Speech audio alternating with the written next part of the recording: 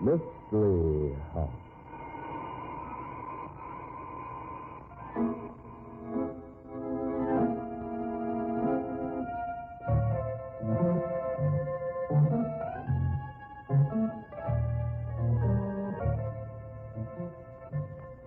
Mystery House, that strange publishing firm owned by Dan and Barbara Glenn, where each new novel is acted out by the Mystery House staff before it is accepted for publication. Mystery House.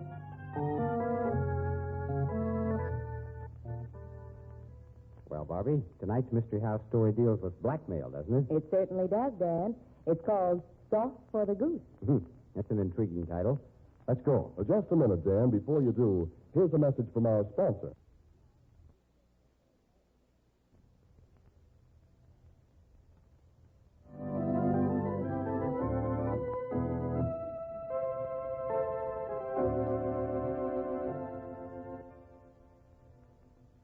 All right, we all ready?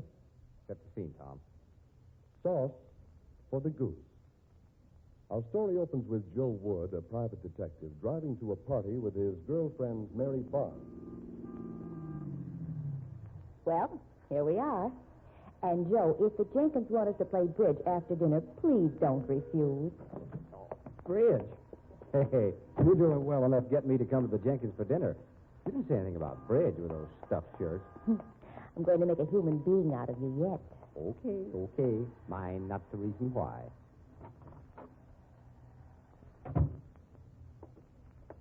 It's number 314.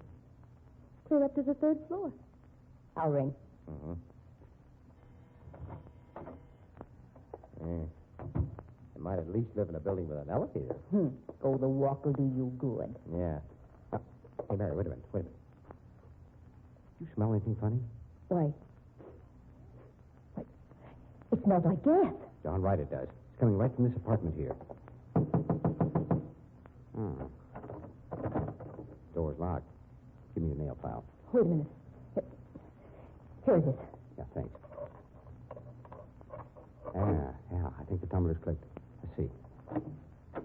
Oh, look out. Stand back, Mary. Stand back. Stay away from the door. Terrible. Oh, Joe, you aren't going in there. Of course I am. I'll be right back. Joe, are you all right? Is there anyone in there? Joe! Yeah, she's passed out. Thank goodness she's still breathing. We've got to get her to the hospital right away.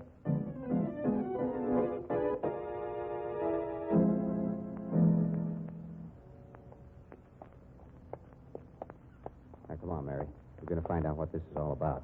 The nurse said room 205. Mm-hmm. This is it right here. After you, my dear. Thank you.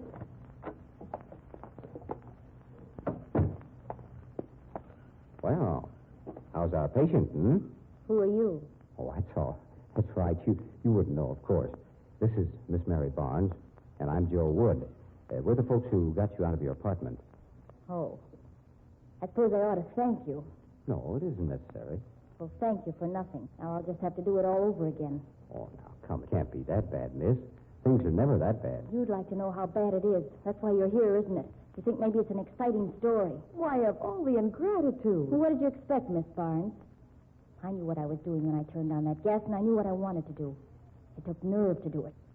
Don't ever let anybody tell you that only a coward commits suicide. I know different. It takes a lot of courage. Courage? Sure it does. Also, it takes a mighty stupid view of things. But you can't. Oh, yes, I can. You or any other dizzy redhead. Not a brain in your head. That's my guess. Why, you big... Get out. I said get out. Just who do you think you are, anyway? Well, first of all, I'm a guy who's always barging into other people's business. And right at the moment, I'm a guy who's trying to find out whether a certain girl's feelings are completely deadened. I don't think they are. What do you mean? If you were completely whipped, you wouldn't give a lead nickel what anybody thought about you. I could insult you all night. It wouldn't make any difference to you. But you do care. So things can't be altogether hopeless. All right, I'm properly grateful for all you've done for me. You were wonderful. You saved my life when I don't want it. So now leave me alone. I don't think we're making much of a hit, Joe. You'll catch on. Maybe we'd better go. No, before we go anyplace, I want to know some of the answers. It wouldn't do anybody any good. But maybe I could help you. Nobody could help me. Well, why not let me be the judge of that?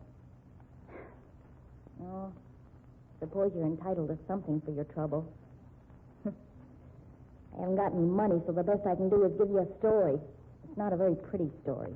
Well, we're listening. There isn't any romance in it and not much excitement. I was a clerk in the Johnson's menswear store, a really smart haberdashery. Mm-hmm. I know the store. Go on. Well, one day, about a year or so ago, I'd been having a rush of business. About 10 o'clock in the morning, a well-dressed man came up to me. I'd like to look at a shirt, please. Yes, sir. We're having a sale today on these plain white ones, either plain or French cuffs, $2.65. They're $3.50 values, just as advertised. One of these should be all right. 15 and a half collar, 33 sleeve length. Yes, sir. Here's a $5 bill. Thank you. Your change and package will be back in just a minute, sir. All right. Oh, say, I'd like a good linen handkerchief for my coat pocket. Let me see. This is a nice one right here. Rolled edges, hand-stitched. Excellent linen. How much? $1 each. 6 for $5. I guess one will be enough. Oh, here's your package. And here's your change. That was $2.70 with the tax. Let me see. $2.75, 3, 4, and 1 is $5. But I want the handkerchief now. $1, you said? $1 too with tax. I guess I have a couple of pennies. Let me see. Yep. There they are. Well, I'll have the handkerchief wrapped up for you. No, that's all right. I'll just stick it into my pocket. There. Look all right? Very nice. Oh, I'd better make out a sales ticket on it. I'm in a hurry, miss. Could you help me, please? Here, just a moment. Thank you, sir. Now, ma'am, what would you like? I want to look at those neckties in the case. Those right there. I always pick out my husband's neckties. I didn't know it at the time, but the man was from the Personnel Investigation Bureau, a firm that investigated salespeople to see whether they were honest. I was busy all the rest of the morning and late getting away for lunch. I hurried back, and there was a message for me that my boss wanted me to go to see a Mr. Carson in the Leighton Square building. I went up to his office and he said... Sit down. Thank you. I suppose you're wondering why you're here. Why, yes, I am. You didn't think anybody'd ever catch up with you, did you? What do you mean? Don't remember me, do you? Why, no. Oh, wait a minute. You bought a shirt from me this morning. And a handkerchief. Remember? I bought a handkerchief, too. Well, wasn't everything all right? Everything was not all right. Miss Moran, your boss hired me to find out whether or not his employees were honest. How long have you been robbing him? Why, you. But the idea, you can't talk to me that way. Come off the high horse. You're a thief and you're caught. I'm not a thief. I never took anything that didn't belong to me in my life. Sure. That's what they all say. If you're so honest, why didn't you turn in that $1 sale you made to me this morning? I was so busy, I never got a sales ticket made out on it. But the money's in the back of my cash book. I'll turn it in as soon as I get back. Oh, no, you won't. Because you're not going back. But the money's there. I haven't cheated anyone out of anything. I was busy. I just didn't get a chance to make it You had out. all the chance you're going to get. The money's not in your cash book now, and you don't get a chance to put it back. That'd be getting off pretty easy. Look here, I'm not a thief. I work hard for every cent I earn at Johnson's. Sister, you're on the road to jail right now. But you've got to believe me. I believe what I see. And what's more, I know how much you've stolen altogether. Altogether? You think there's more? I know it. Oh, you're insane. I never touched a penny of that store's money. Altogether, it comes to $1,000. $1,000?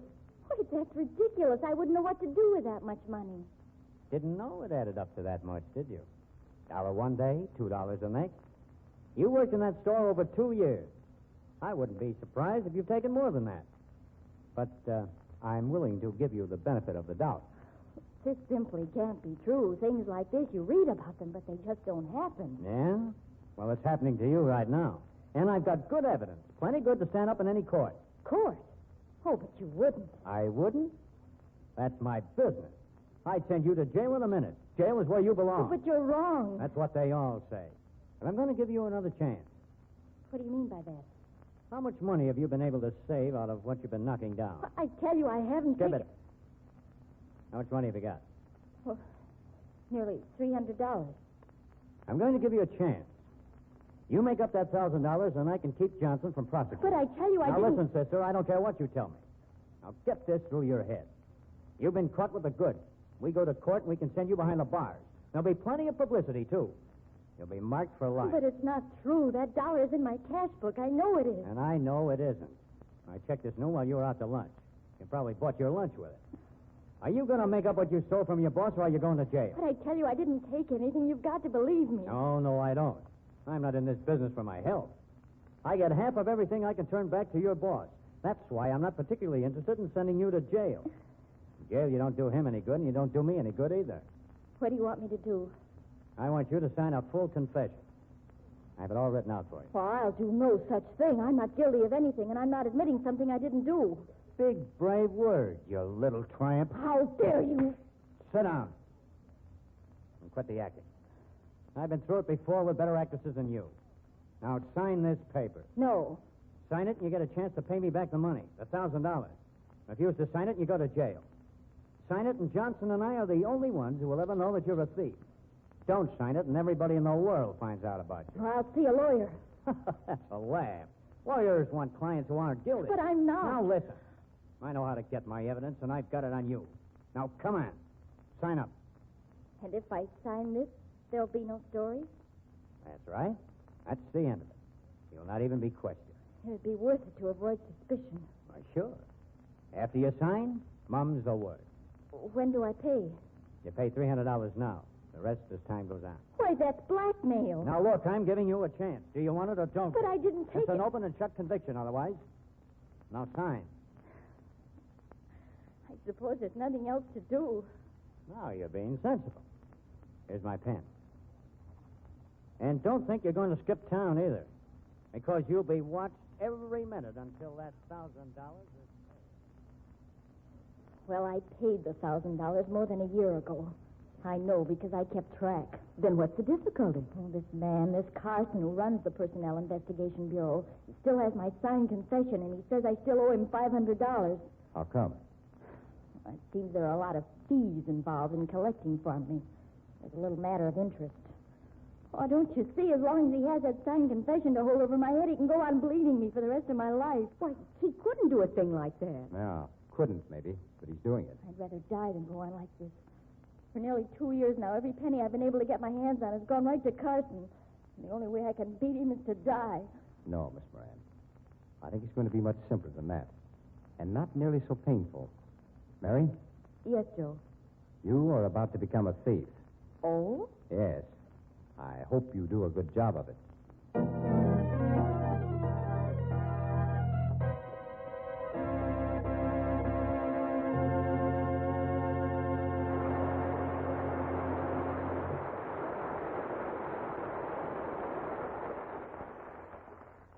What plan has Joe Wood decided upon to beat Carson? We'll find out in the second act of our story, but right now, here's a message from our sponsor.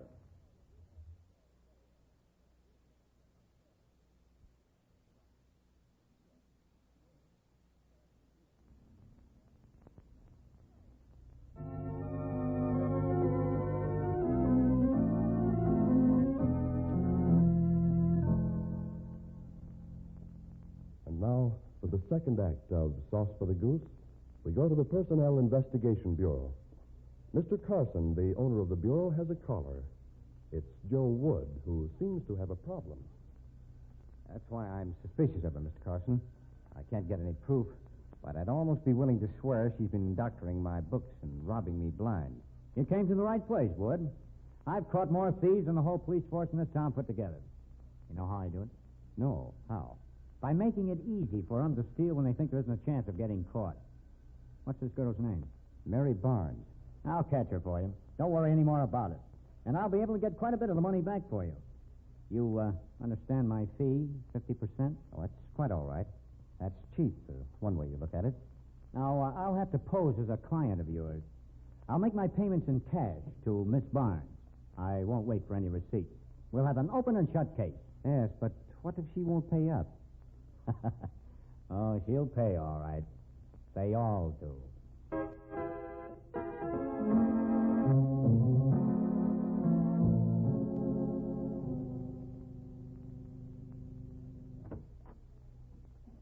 You sent for me, Mr. Carson. Yes, Miss Barnes.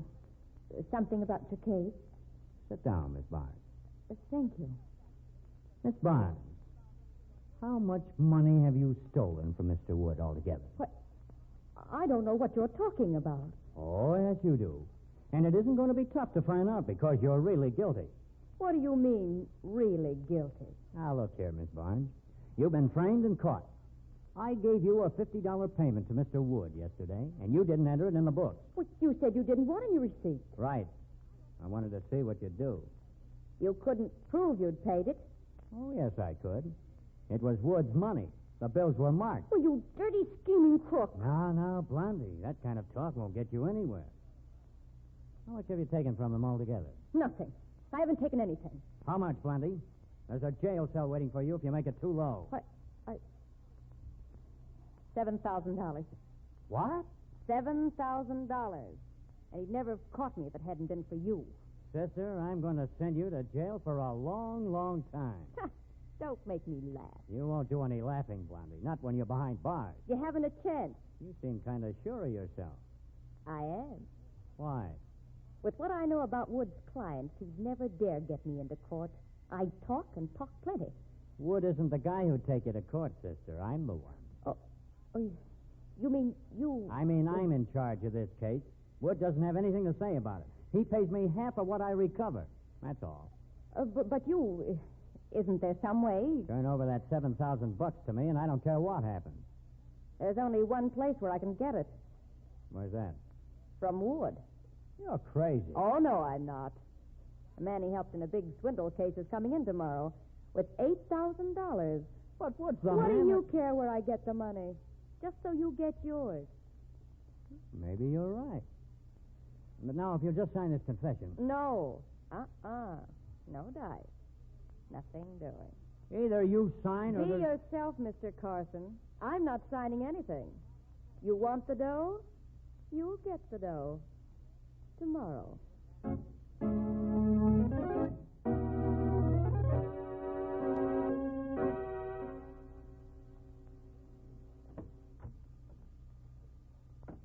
Well, Miss Barnes, I see you brought your employer with you. Hello, Carson. It's no use, Mr. Carson. He knows everything. Oh, so he found out about you, hmm? About us, Mr. Carson. About what? About us. Get your coat, Carson. We're going down to the police station. He made me confess everything, Mr. Carson. What's this all about? I won't go anywhere with you. Take it easy, Carson. Unless you want to ride to the morgue in a dead wagon. Miss Barnes confessed. Oh, confessed. Well, that's fine. I expected to get her signed confession today anyway, but take your hand out of your pocket. We're going to the station, Carson. I said she'd confessed everything. That confession will put you in jail, or I'm badly mistaken. You must be out of your head. I'm sorry, Carson. I had to tell him. He forced me to. I don't know what you're getting at. He got it all out of me. All about how you made a deal with me to go on stealing his money and split with you. What? Oh, you dirty little liar. You can't call You didn't me... leave out a thing, Carson. She told me how you made a deal with her to go to work until she could steal enough from me to make this case worth your while. Oh, she's lying. Sit down, Carson. No funny business. You're in a spot, Bud. A bad spot. You can't. I said sit down. All right. Now, I'm going to give you a chance to come clean. How much have you and this girl stolen from me altogether? You're crazy. Oh, no, I'm not. I know exactly how much you've taken.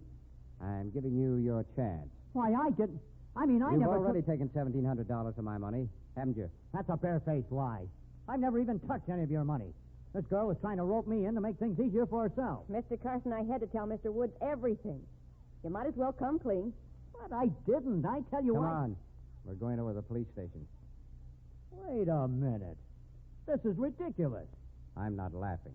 Come on. She couldn't prove I'd taken a penny of your money. Well, we'll talk that over at the station. The judge will decide whether she gave you any of my money. But you can't take me to court. Oh, no?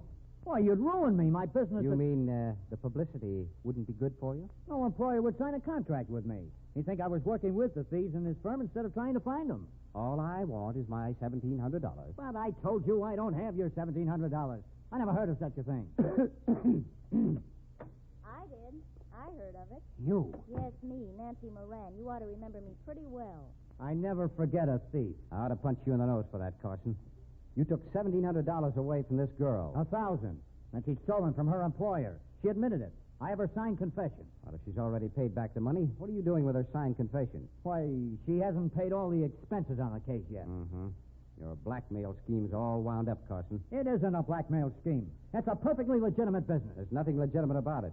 In the first place, you know that your evidence wouldn't stand up in any court in the country. Oh, yes, it would. I have signed confessions. Yeah, and those confessions are secured by what the law calls entrapment. You know that our courts aren't interested in convicting people by inducing them to make mistakes. You make it easier for the poor people you trap to keep the money than to turn it in. You actually persuade them to steal. They sign those confessions and agreements of their own free will. It's a rotten racket, Carson. It's one of the worst I've ever seen. Yes, you give them a choice, all right. A choice of going to jail or paying you blackmail money for the rest of their lives. If they aren't dishonest, I don't hurt them. I never did a dishonest thing in my life. You framed me, and you know it. They all talk like that. Now, look, Carson, I won't beat around the bush. You're being blackmailed yourself right now. What do you mean? Well, Miss Barnes has given me a signed confession that she was splitting the money she stole from me, splitting it with you. But that's a lie. Sure, it's a lie. And, you want to know something else, pal? What? She never even stole any money from me. It's crooked. You couldn't get away with it. I never knew it to fail. A crook always hollers for the law the minute somebody else puts the squeeze on him. Oh, no. You aren't entitled to any protection, Carson. All right. I won't ask for any. But get this.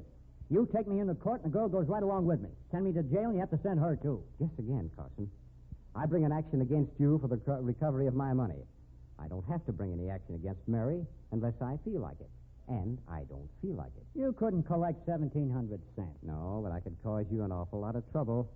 I don't imagine you'd be too happy to have the authorities looking into your affairs. I'm within the law. Oh, no, you're not, Carson. I've got you on compounding a felony. What? Yes. When you sent Mary back to get $7,000, you thought she was going to get it by stealing it from me. And yet you told her to do it. You couldn't prove that either. I suppose you deny it? I don't have to deny it, Blondie. You're not up against a half-wit, Wood.